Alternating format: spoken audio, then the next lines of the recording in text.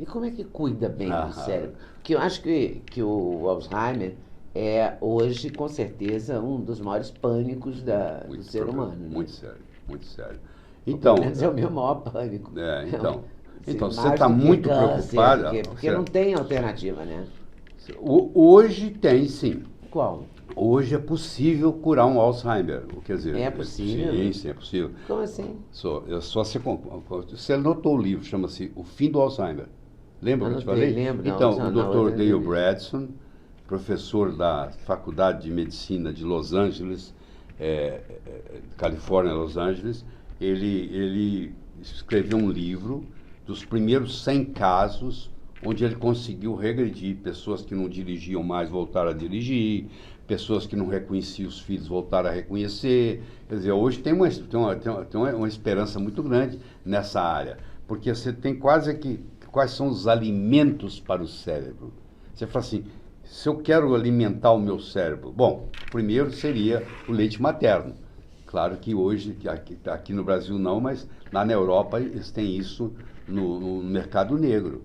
O velhinho está ruim para cagar em casa, eles vão na maternidade, compram leite materno no câmbio negro e ele toma aquele leite que era para o bebê e melhora o cérebro dele. É um jeito de você melhorar o cérebro. Ou tomar o que tá no leite materno, que é o colostro.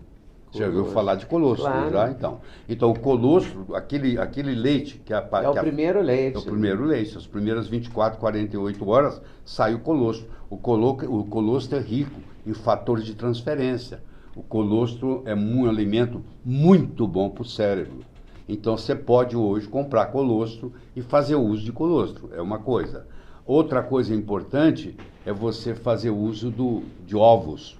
A gema do ovo é muito importante para o cérebro.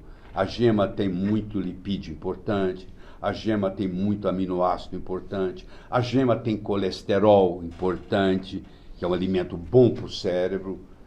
Tem estudos mostrando que quanto mais colesterol você tem no cérebro, mais tempo você vai viver, entendeu? E mais Pode jogar a clara fora? Pode jogar clara fora. Pode jogar clara fora. Por que o Alzheimer está aumentando tanto? Pelo menos nas últimas Ele aumenta, décadas a gente ouve falar muito. ele aumenta pela desnutrição, que cada vez os alimentos estão mais doentes. Ele aumenta pelas toxinas, cada vez mais toxicidade. Ele aumenta pelo sedentarismo, ninguém quer fazer ginástica mais, ninguém quer pagar o preço por isso. E ele tem que levar em consideração, que nós já conversamos, que é a ApoE. A ApoE é uma apolipoproteína muito melindrosa, porque a ApoE aumentada, tanto para coração quanto para Alzheimer, causa problema. Nós temos ApoE2, ApoE3, ApoE4. Quem tem ApoE4, isso é fácil, você faz um exame de sangue e eles te falam direitinho como é que está o seu ApoE1, ApoE2, ApoE, assim? APO minúsculo, E maiúsculo. APO minúsculo, E maiúsculo. Isso. ApoE2, ApoE3, ApoE4. Então, quem tem ApoE4 e herdou do pai e da mãe, a chance de desenvolver Alzheimer antes dos 55 anos é muito grande. Então, aquela pessoa que tem ApoE4 tem que tomar um cuidado muito grande. Ela vai infartar com facilidade, ela vai desenvolver Alzheimer com facilidade. Então, ela tem que ser super cuidada. É bom a pessoa saber disso. Porque, do contrário, antes dos 55, o Alzheimer chega. Entendeu? E o que... bom, você falou do leite materno, colostro, o ovo... O coco, o óleo de coco. Óleo de coco, o que o mais? O azeite de oliva, muito interessante, muito mesmo. Você acha que deve cozinhar com óleo de coco? Eu acho, na minha casa cozinha, assa e frita com óleo de coco. Porque ele tem um ponto de fumaça de 240. Ponto de fumaça é o ponto onde o óleo começa a fazer mal. Ele começa a queimar. Então, por exemplo, o azeite de oliva é 210. O óleo de coco é 240. Então eu posso fritar com óleo de coco sem ter problema e já não devo fritar muito com o azeite de oliva. Então, mas o azeite de oliva é usado para muita coisa boa. Sim, mas nas coisas frias, né? Outra coisa importante então, quando você não vai elevar a temperatura ao máximo. Isso. A outra coisa importante Mas para fazer refogado, por exemplo, é melhor o óleo de coco do que o azeite? Eu diria que de coco é melhor ainda, é melhor. Não é o Laí Ribeiro falando isso aí, a literatura está cheia de... Inclusive o Dr. Bradson, no seu livro O Fim do Alzheimer, ele tem um capítulo só para discutir a importância do óleo de coco, entendeu? Porque a mulher dele sempre achou isso. Ela estimulava ele grande acadêmico, ela falou, você tem que estudar suplemento.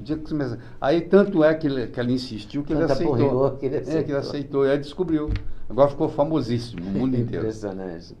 Quais são os obstáculos, essa pergunta eu vou ler, porque quais são os obstáculos epigenéticos mais comuns para o bom funcionamento cerebral? O que é isso, epigenético? Epigenético, como é que eu vou te explicar isso? Se eu tiver uma série de luzes aqui, elas podem ficar acesas ou apagadas. Sim. É o meu DNA. Eu posso ter uma estimulação, uma expressão gênica, acender uma luz e apagar outra. Agora, isso é genético, expressão gênica. Os genes estão lá. Se eles estão expressos ou não, depende da epigenética. Você entendeu? Vou dar um exemplo para você, melhor. Você conhece você sabe o que é uma lagarta, né? Claro. Você sabe que uma lagarta, ela vai virar um casulo. Sim. O casulo vai virar uma borboleta. Sim. A lagarta, o casulo e a borboleta são o mesmo indivíduo. Eles têm o mesmo genoma. Eles têm o mesmo DNA. Não é um indivíduo diferente do outro. Só que é uma evolução, né? É uma expressão gênica. É só a epigenética que mudou. Tá. A genética do lagarto, da lagarta, do casulo e da borboleta é o mesmo. Só mudou a expressão gênica. Certo? Então, eu posso mudar a expressão gênica sem mudar a genética. Nem tudo que é hereditário é genético. Se a minha avó fumava, eu posso ter uma predisposição à asma, que é verdade. Isso não é genético, isso é epigenético. Entendeu? Então, eu posso passar para o meu filho, para o meu neto, uma neurose que eu tenho. Então, eu tenho que ter um respeito muito grande para os meus filhos, o que eu vou passar para eles, porque dependendo de como eu me comporto, parte do meu comportamento pode ser epigeneticamente alterar o meu espermatozoide. E a gente, com esse exame APOE, né? Para a APOE, você determina para a APOE só. Agora, se você quiser determinar para outras coisas, então eu vou te falar agora. O problema maior disso aí tudo é a reação adversa ao alimento. Qual alimento te faz mal? Você não sabe, a não ser que você faça um teste. Porque às vezes vem uma dor de cabeça, você não sabe que veio por causa do alimento. Às vezes vem um mal-estar, você não sabe que é por causa do alimento. Então nós temos uma incompatibilidade com alimentos diferentes. Os que você tem incompatibilidade não é o mesmo que eu tenho. Então, sim, eu tenho alimentos que eu sou alérgico, eu tenho alimentos que eu sou intolerante, eu tenho alimentos onde eu sou hipersensível. Então, vamos supor, eu sou alérgico a camarão. Eu coloco um camarão na boca, na mesma hora dá uma coceira na garganta, eu posso ter um choque anafilático e morrer. Isso é edema de glóde. Isso é uma alergia. Agora, eu posso tomar um leite e o leite não me fazer bem, porque eu não estou digerindo o açúcar do leite, que chama lactose. Então eu não tenho lactase. Você é apenas intolerante à lactose. Intolerante à lactose. Então Você pode ser intolerante ao glúten ou pode ser celíaco. Ou pode ser celíaco, exatamente. Tem que rejeitar o glúten totalmente. Isso, exatamente. Eu durante muito tempo, um tempo na minha vida, não sei se muito tempo, agora perdi um pouco a noção do tempo, eu fui intolerante ou alérgica a corante amarelo. Sim. Era batata, se eu tivesse... Me conta, você estava em contato com corante, você ficava... Nossa, era impressionante, você começava a coçar inteira. Então, você tinha alergia. Formava, a boca ficava corre o risco até de ter um choque anafilático. Era brabo. Tá, nos Estados Unidos, casos como o seu, a pessoa anda com o chamado EpiPen.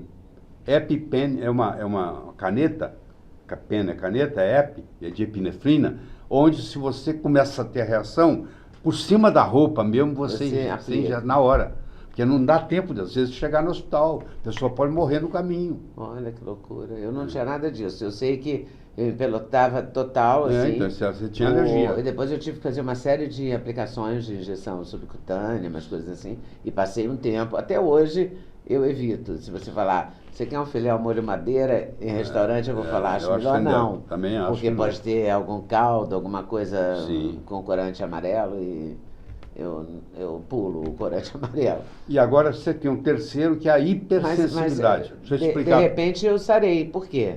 Bom, porque foi só por um momento que estava sobrecarregada, tinha um estresse junto, que estava acontecendo com você, aquele estresse acabou por alguma razão, aí a carga diminui, entendeu? É o seu grau de exposoma, ele diminuiu. Agora, deixa eu te falar do terceiro, que é a hipersensibilidade, que é assim, ó.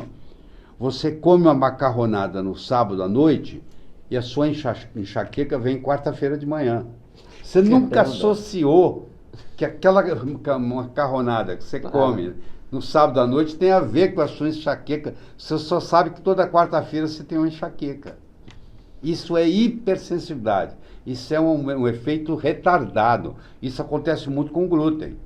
A pessoa tem hipersensibilidade ao glúten. Eu não estou falando de doença celíaca. Doença celíaca é pior ainda. Estou falando da hipersensibilidade. E aí eu tenho aquela enxaqueca na quarta-feira de manhã a vida inteira. Até que um dia alguém me fala, ó, deixa de comer a macarronada no sábado, você não vai ter enxaqueca na quarta. A pessoa faz, não tem enxaqueca. Aí então ela vê que tem correlação.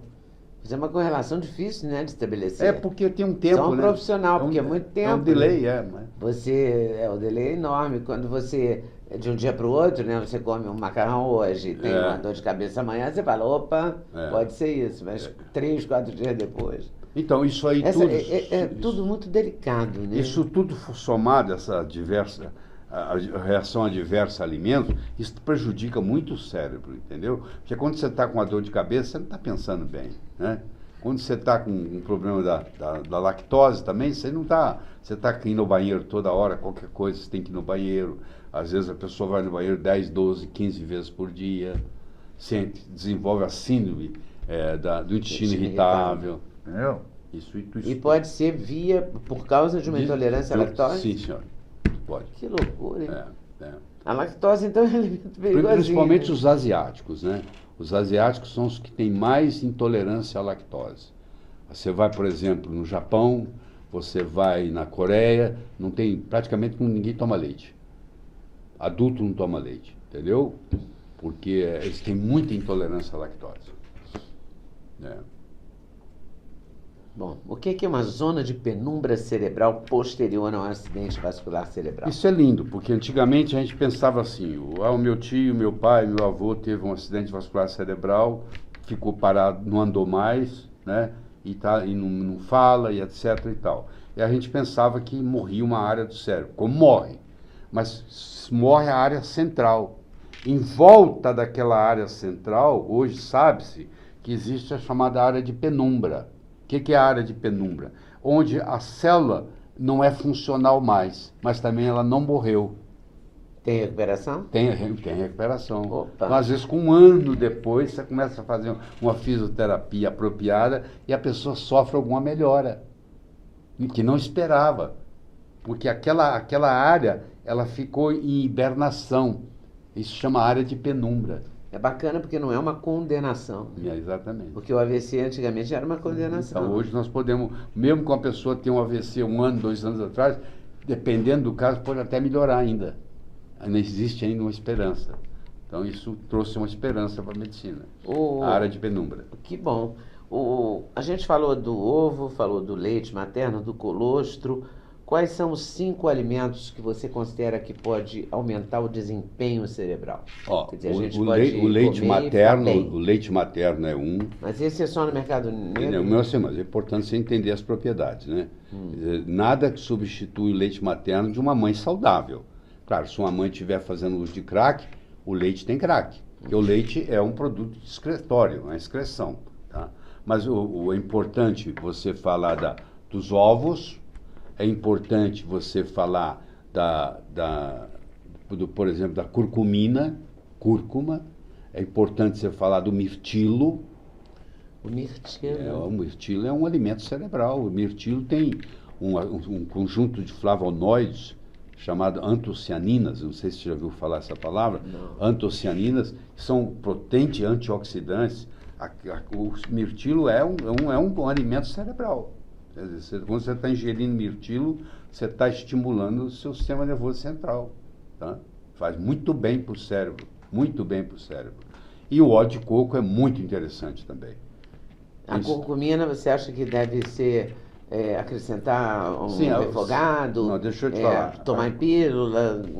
Eu gosto de tomar em cápsulas junto com piperina, porque existe uma substância que vem da pimenta, que chama piperina, que aumenta em 20 vezes a absorção da curcumina.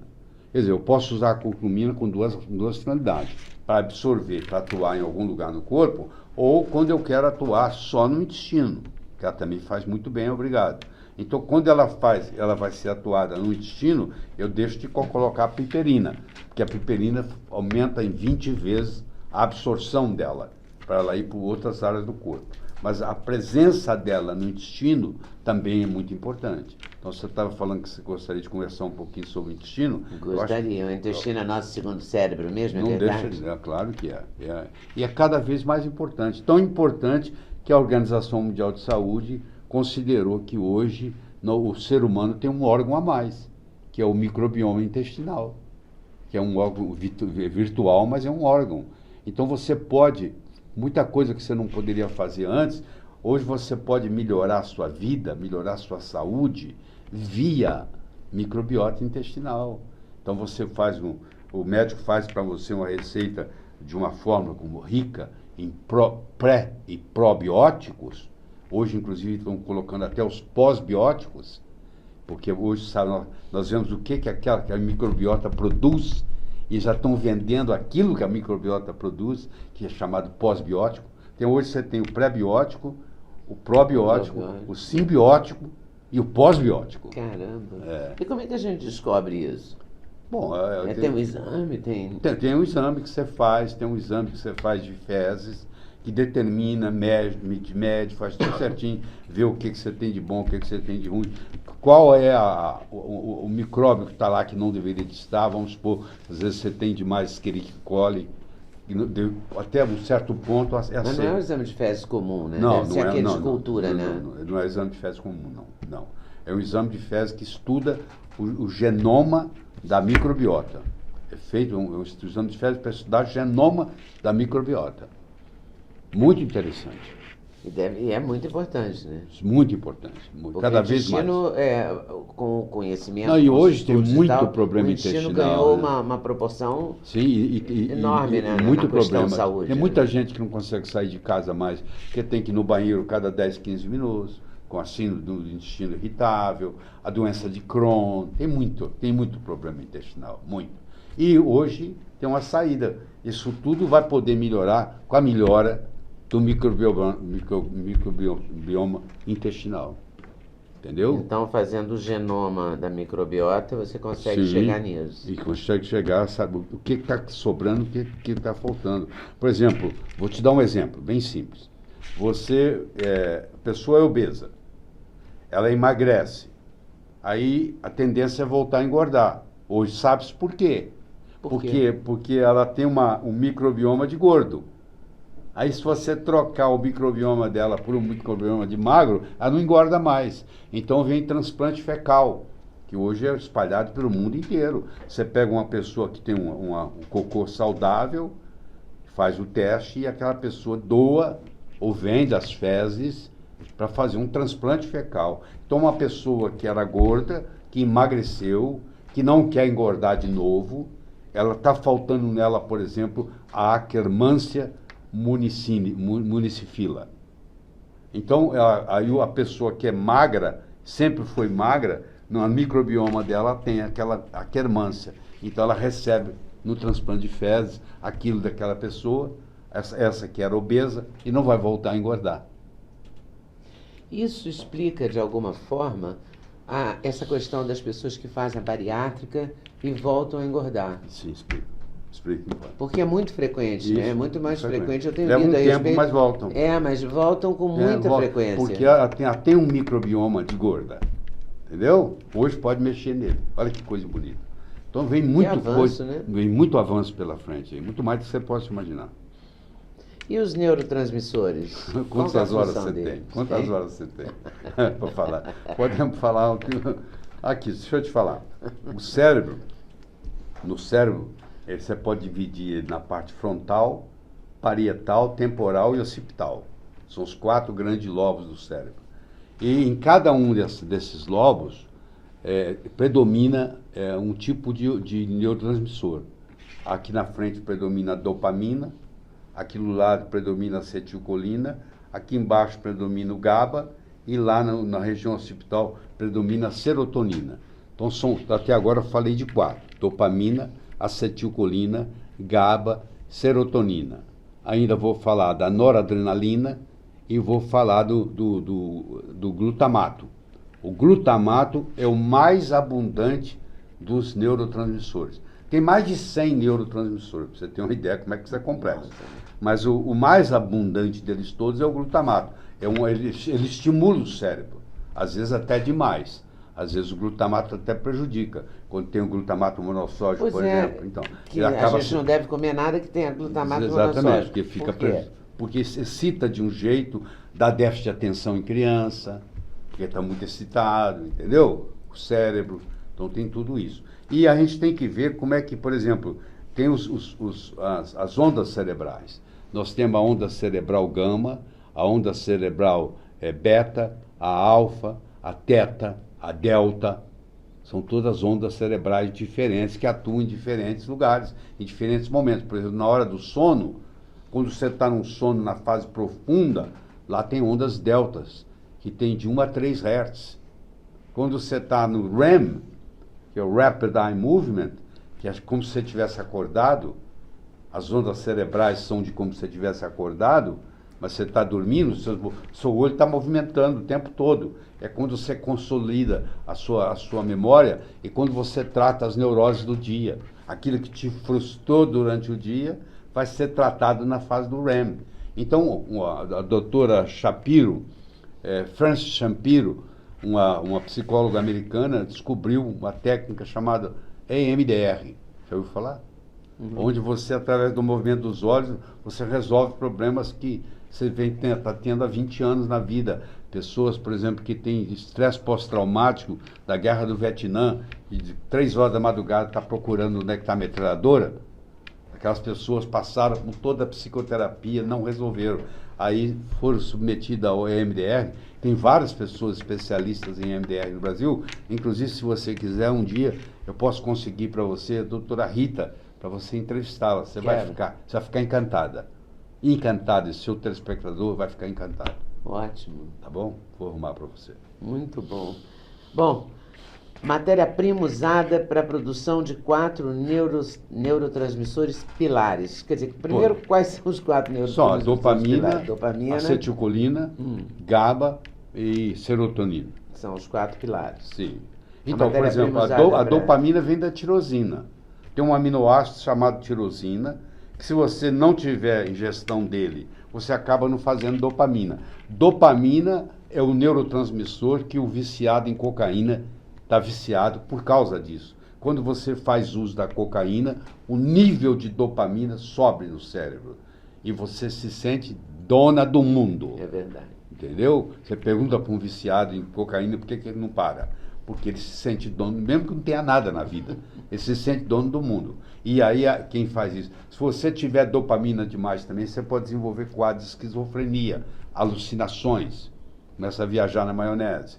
E a tirosina que causa isso. Então, a tirosina, além de produzir a norepinefrina, produzir a epinefrina, produzir o hormônio tiroidiano, ela também é precursora da dopamina. A acetilcolina é o outro neurotransmissor importante na área parietal, que tem a ver com a memória, tem a ver com o aprendizado, tem a ver com tudo isso, com a evolução, e ela é feita a partir da colina. A colina é a matéria-prima para produzir isso. A terceiro é o ácido glutâmico, que vai fazer o GABA. O ácido glutâmico vai virar o GABA. O GABA é o freio do cérebro.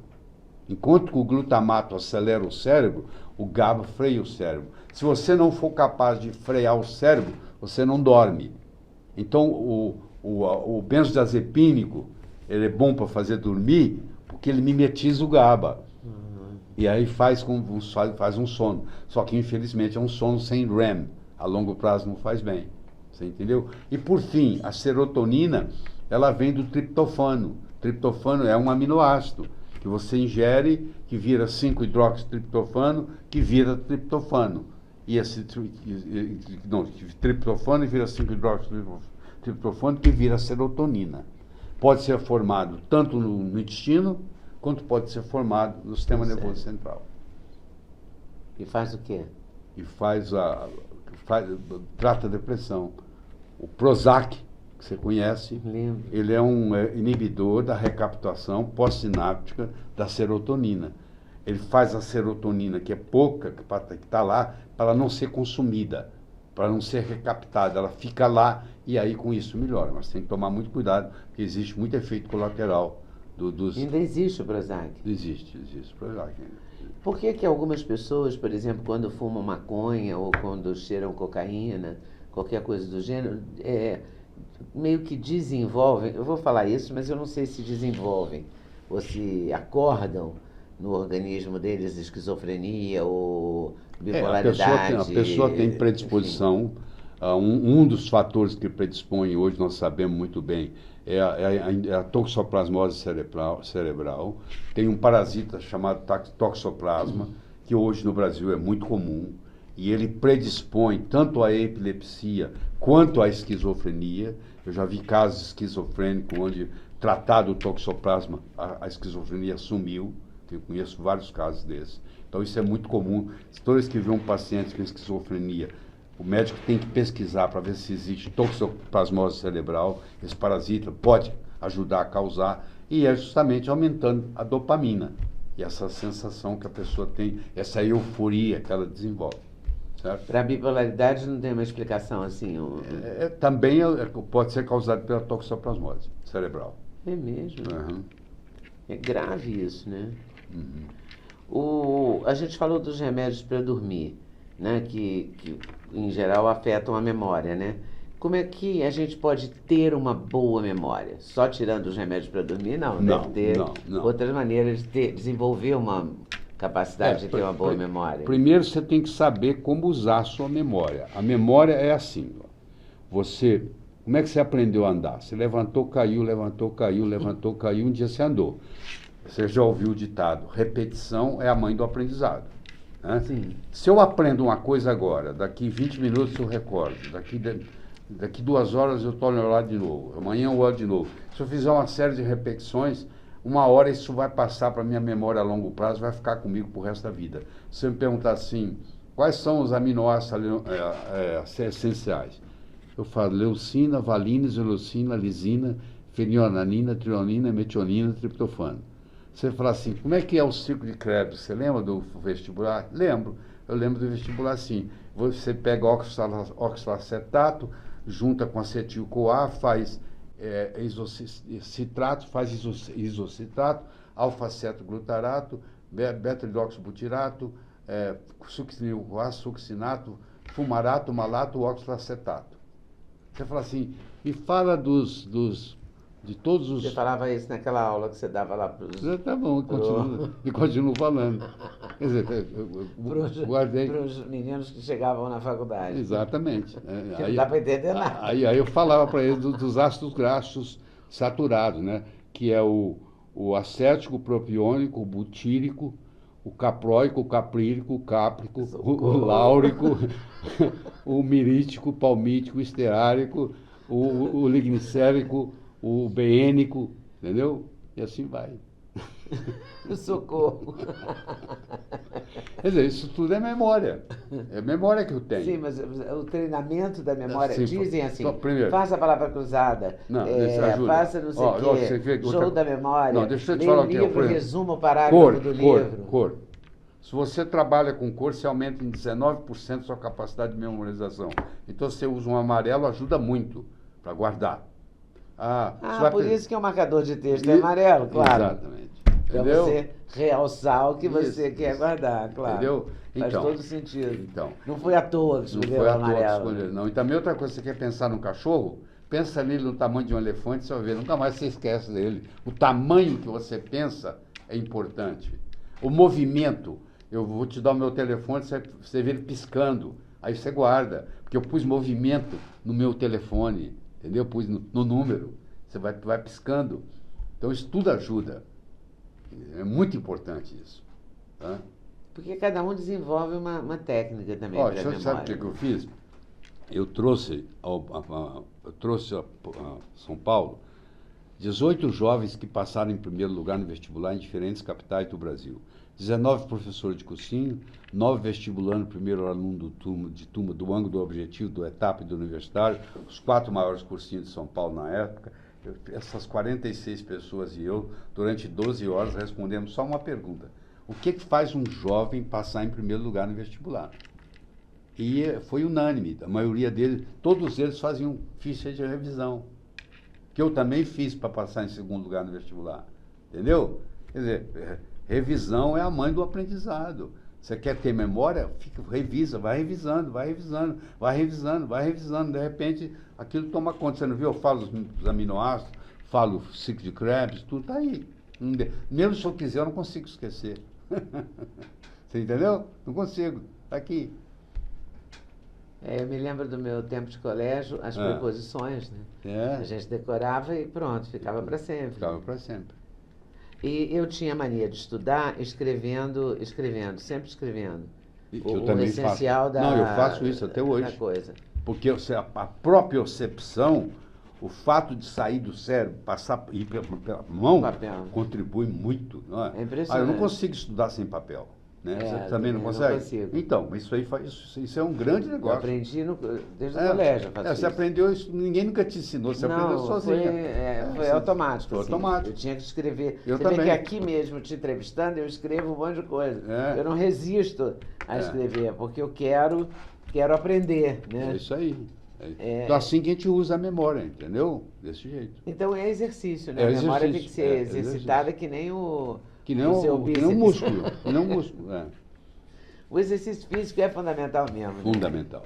Né? Você faz todo dia? Faço, ó, junto com a sauna, faço de Você manhã. faz a sauna todo dia, faz exercício todo dia? Exercício, às vezes eu faço 2, 3 vezes por dia. Eu tenho personal 3 vezes por semana. Quando o personal não tem personal, eu faço sozinho. Você faz o quê? Musculação? Faço musculação, ando, corro, faço tudo direitinho. Tudo que tem direito. E você se sente melhor? Sim, claro. Você sente falta? Se eu não Se você não fizer? Às vezes eu nem consigo continuar o dia. Tem que parar e fazer. Porque vicia também. Você vicia. Está faltando alguma coisa. É igual rezar.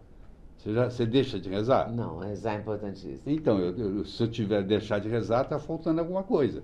Aí você fala assim, mas você tem certeza da vida após a morte? Eu falo, certeza eu não tenho. Mas vai que tem. Mas vai que tem. Pelo sim, pelo não, vou rezar. Pelo sim, pelo não, vou rezar. Não é verdade? É verdade. É isso aí. Você acha que faltou alguma coisa da gente, não, acho que gente abordar sobre o cérebro? Nós fizemos direitinho de novo. A gente tem que cuidar muito dele, né? É isso aí. Eu acho que essa coisa de comer... O nosso órgão favorito. Quando ele para de funcionar, acabou tudo. Pois é gravíssimo. É gravíssimo. Então, cuida bem dele. Cuidar dos alimentos, cuidar do exercício e cuidar da repetição. Cuidar do sono reparador. O sono. É impressionante como o sono ganhou um status assim eu diria que o melhor remédio que existe até hoje é sono reparador. Não tem nada que chega perto. Mas há 5, 10 anos atrás ninguém falava isso. A pessoa não tinha esse conhecimento, né? O que se aprendeu sobre o cérebro, a maioria, nos últimos 5 anos. Tá? E você acha que a gente ainda tem muito que aprender sobre o cérebro? Tem muito. Está só no começo. Só no começo. Então, e a inteligência artificial vai ajudar em muita coisa aí, viu? Você acha que vai colaborar para a gente ter um cérebro melhor e para desenvolver isso? Muito. Que bom. Tá bom, querido? Obrigada, Laí. Tá bom. Valeu sempre. Amém. Até a próxima, Até a se próxima. Deus quiser.